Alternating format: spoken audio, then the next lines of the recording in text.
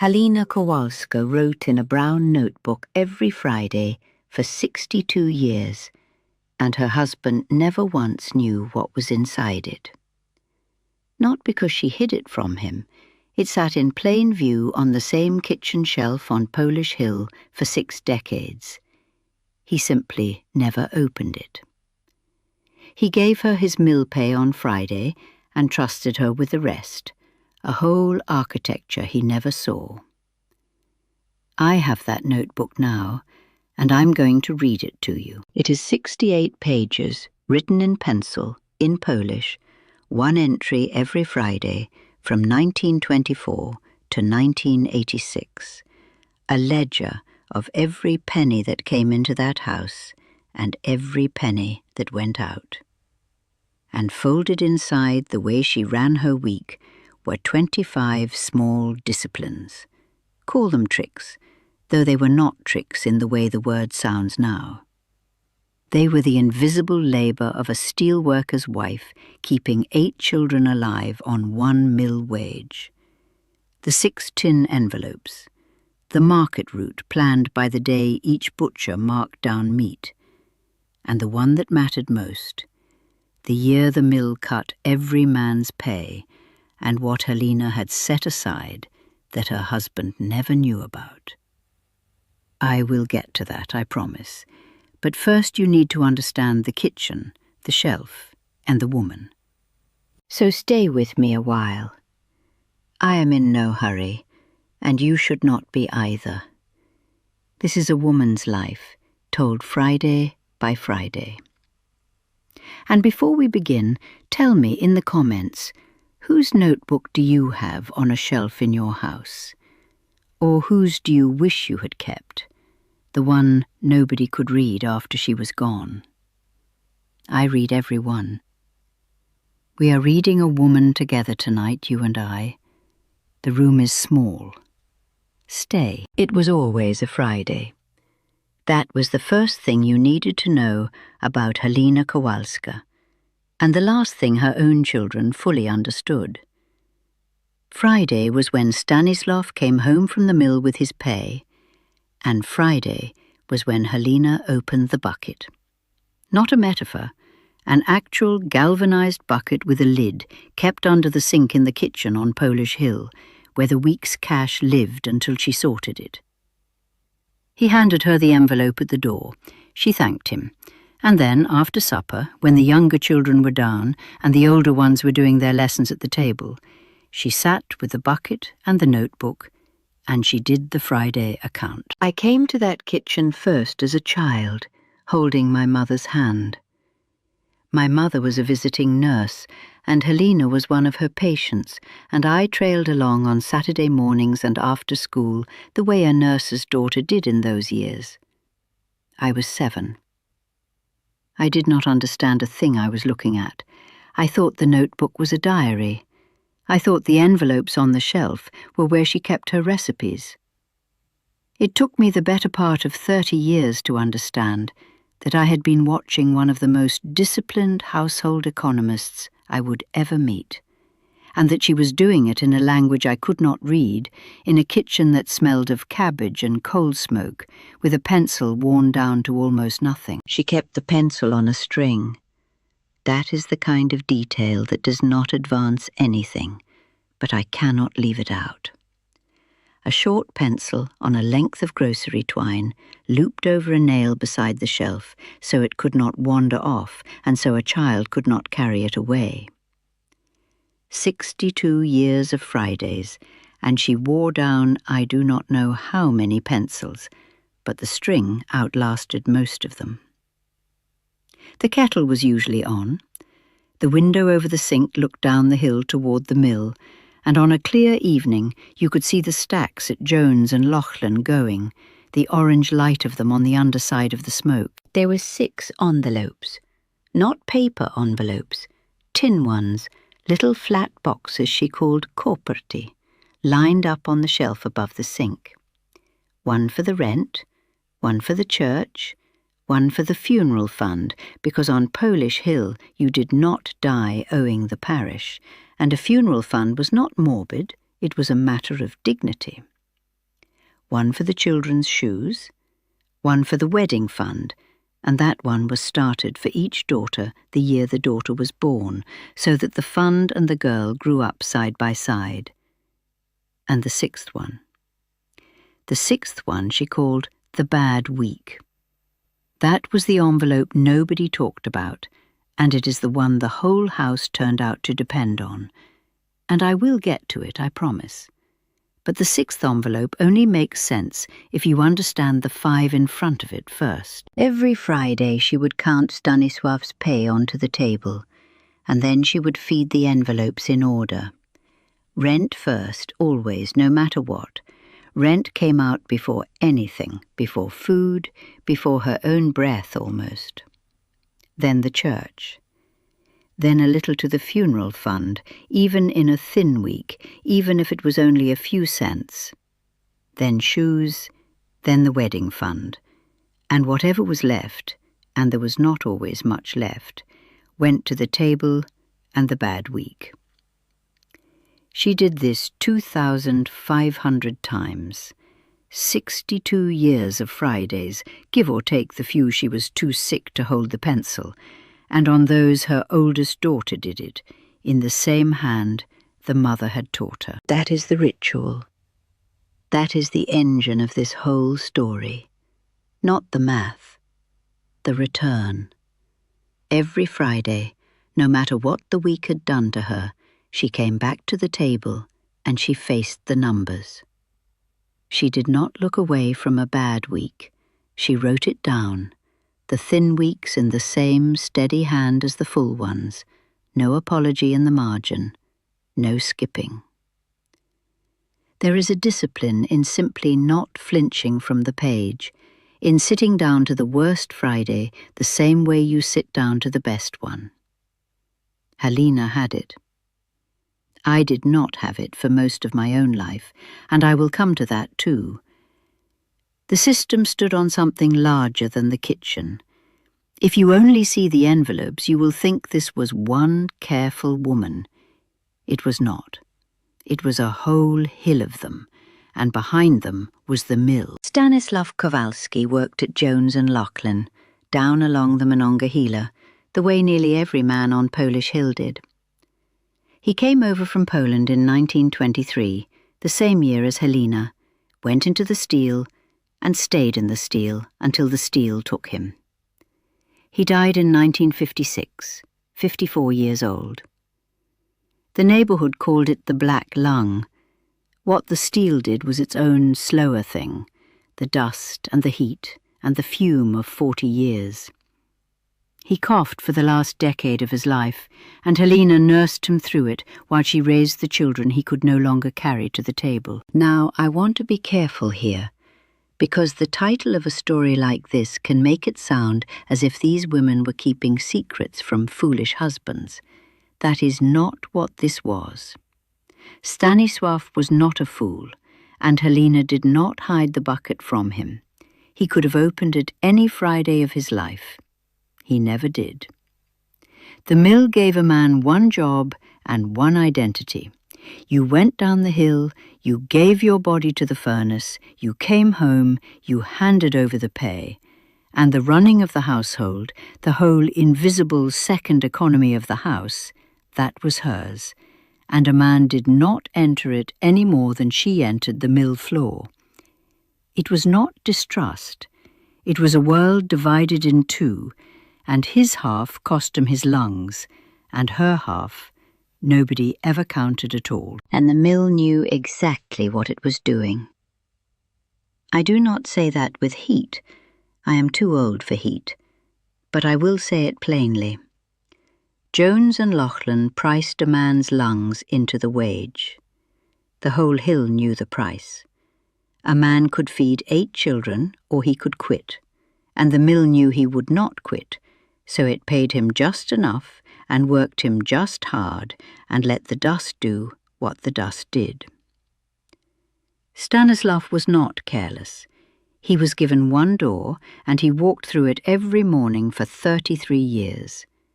Nobody here was a villain, not the husband, not even the men who ran the mill, who were caught in their own machine.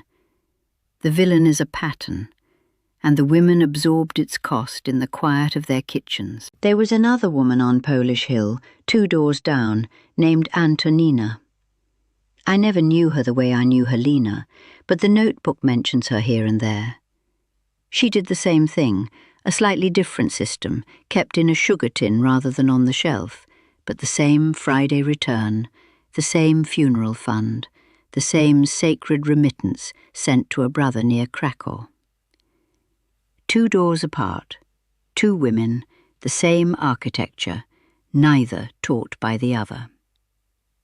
This was not Helena's eccentricity. It was the water these women swam in. The hill was full of brown notebooks. I have only one, and it ran on something the historians have a phrase for. They call it female mutual aid. The women did not call it that. When a man on Polish Hill died, and the mill saw to it that men died, his widow's funeral envelope quietly grew. The other widows put money in. Not a charity, nothing announced.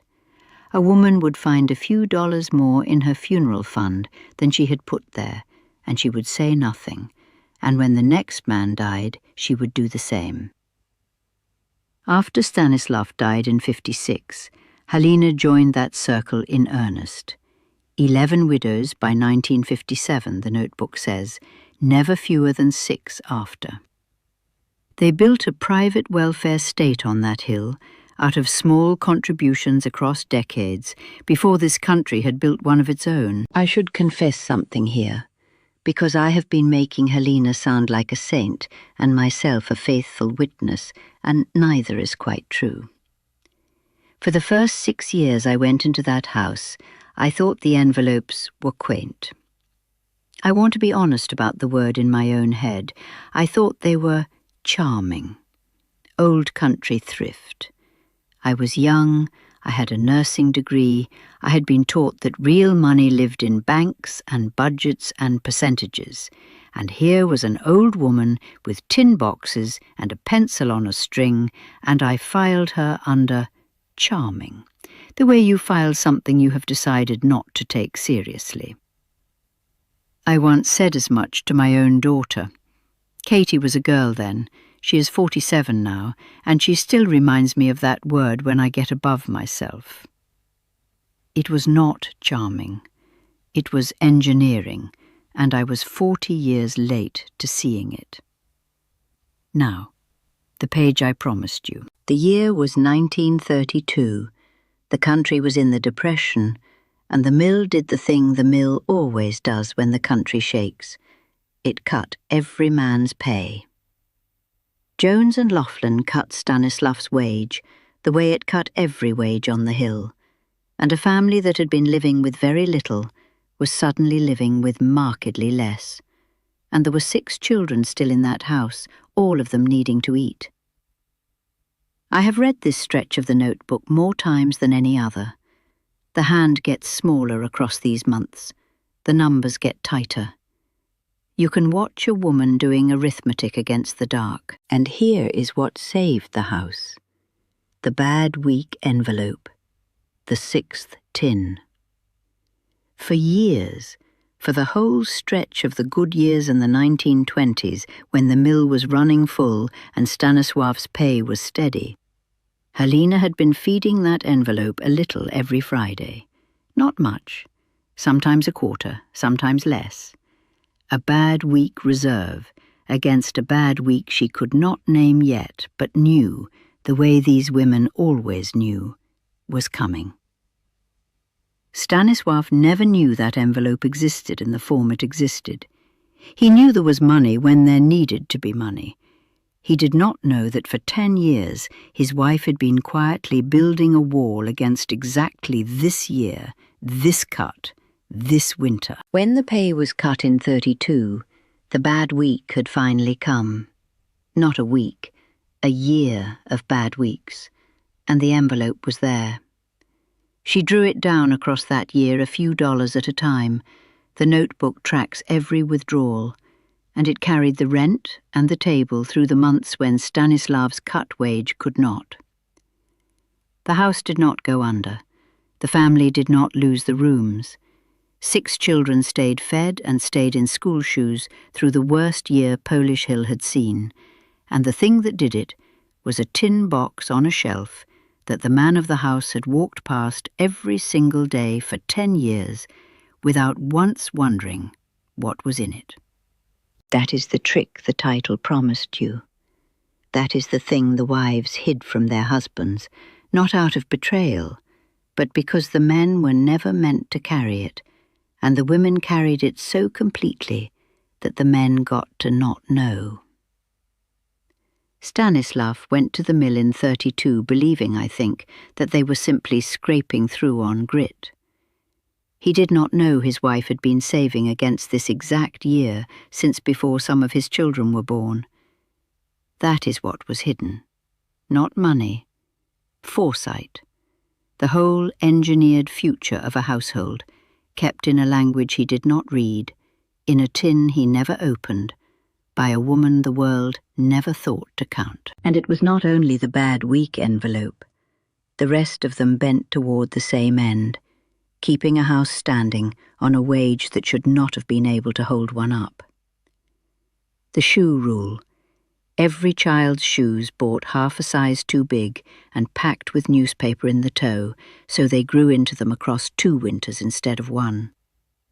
The grocery route. 3 markets, each marking down its meat on a different day, and she walked the hill to hit each on its cheapest day, never paying full price for a cut of anything if she could help it. The 4 meals from one bird discipline. The chicken that became soup, that became a second supper, that became Sunday. The wedding fund for each daughter, begun at her birth, so that no girl on Helena's watch went to her marriage as a burden. And the remit rule. $2 a month to her sister in Poland for 30 years, and that envelope was sacred. In the worst week of the worst year, she did not open it. Antonina, 2 doors down, did the same for her brother. The household for these women did not end at the front door. It reached across an ocean and held a sister there for 3 decades. That is the system. 24 small disciplines and 1 tin box of foresight, and a woman doing the Friday account by lamplight after the children were down, in a kitchen above a mill that was slowly killing her husband. The historians can call it household labour. The economists can call it the invisible economy. Helena called it none of that. She called it the Friday book, the Zeszyt, the thing she did every Friday for 62 years so that the people she loved could not see how close to the edge they always were. I received the notebook in 1991. Helena had been gone 4 years by then. Her daughter-in-law brought it to me, a thin, brown, cloth-bound thing, and she set it on my kitchen table the way you set down something you do not know the weight of. She said her mother-in-law had written in it every Friday for 60 years, and that she could not read a word of it because it was in Polish, and that Helena had asked that I be the one to have it. I had it translated, 4 years after that, by a priest at St. Stanislaus, who read the old hand and read me the margins, the small moral notes she put beside the numbers, in a script that started firm in 1924 and grew shakier across the decades until the last Fridays, in 1986, were almost too faint to follow. It lives on the second shelf of my study now, 3 books in from the left, where it has lived since the daughter-in-law brought it to me. My husband built those shelves. He read the translation cover to cover the year it was done, and I remember him closing it and sitting a while and saying only that he wished he had known her. There is a page near the back I have read maybe 100 times. A Friday in 1956, the week Stanislav died, where the funeral envelope is drawn down to nothing, and a single line in the margin, in that shaking hand, records that the other widows had quietly made it whole again. Antonina's notebook, 2 doors down from Helena's, went into a dumpster when her house was cleared. Nobody called me in time. Nobody knew to keep it. That is the difference between a woman remembered and a woman lost. A shelf, and someone who knew to keep the book. There were hundreds of those notebooks on that hill once. There are almost none now. I will tell you what I took from her, because that is the only thing a witness has any right to pass on. When my own husband died, I was 68, and for all my years and all my degree, I sat at a kitchen table with a widow's arithmetic in front of me and did not know where to begin. And then I thought of Helena. I thought of the bad, weak envelope, the tin she had been feeding against a year she could not yet name, and I understood 40 years too late that she had not been being quaint. She had been being ready. I did not start tin envelopes. I am a different woman in a different century, but I started a reserve against a week I could not name, and I have fed it every month since, and I do not flinch from the page anymore on the bad months. That is hers. I learned at 68 the thing I had filed under charming at 28. There is a way these things travel, and it is not the way the money books tell you. It does not travel through banks or through wealth handed down. It travels through a woman watching another woman and not understanding for 30 years, and then one hard night understanding all at once. Helena learned it from her mother somewhere in Poland, and Antonina had it too, 2 doors down, and the daughter who did the Friday account in her mother's hand on the Fridays Helena was too sick to hold the pencil. She had it. It went on quietly down a hill above a mill, woman to woman, and almost nobody wrote it in the kind of book the world keeps. Helena wrote it in the kind it throws away, and I have it on a shelf. If you have a grandmother who counted out cash on a Friday and would not be talked out of the ritual, this was her. If there is a woman in your family who packed the toes of shoes with newspaper and sent money to someone across an ocean she would never see again, this was her. If you have ever wondered how a family of 8 stayed fed and housed on 1 mill wage through a depression, the answer is not luck, and it is not a man's strong back, though the back was real, and it cost him everything. The answer is a tin box on a shelf, and a short pencil on a string, and a woman who did the Friday account 2,500 times, and never once let the people she loved see how close it always was. They are gone now. What they knew is yours.